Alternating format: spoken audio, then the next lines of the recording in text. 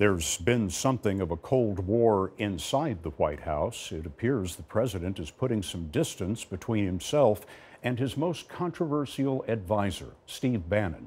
Bannon is the former right-wing media executive who has been the author of Mr. Trump's darkest rhetoric. Major Garrett is at the White House. The president's chief strategist, Steve Bannon, took a seat in the front row of Mr. Trump's news conference today. But sources close to the president say Bannon's role in Mr. Trump's inner circle is in jeopardy.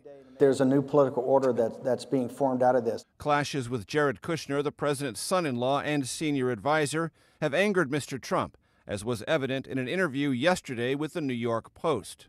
Steve is a good guy, but I told them to straighten it out or I will, the president said, after ordering a Bannon-Kushner truce late last week.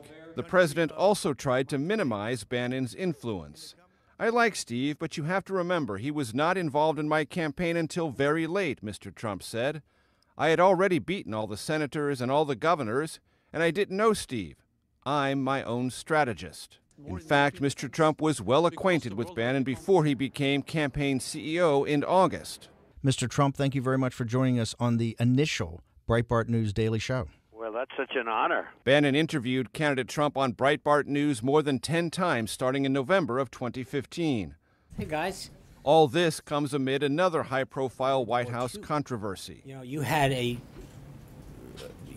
someone as despicable as Hitler who didn't even sink to using chemical weapons. Today, Press Secretary Sean Spicer tried to apologize for clumsily comparing Syrian dictator Bashar al-Assad's recent use of sarin nerve gas to Adolf Hitler's actions during the Holocaust.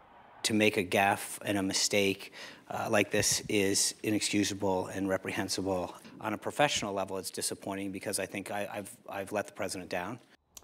The president said today the world is nasty and a mess. He could have been describing turmoil here at the White House. Nevertheless, Scott, the president remains confident, declaring by the time he is finished, the world will be a better place to live.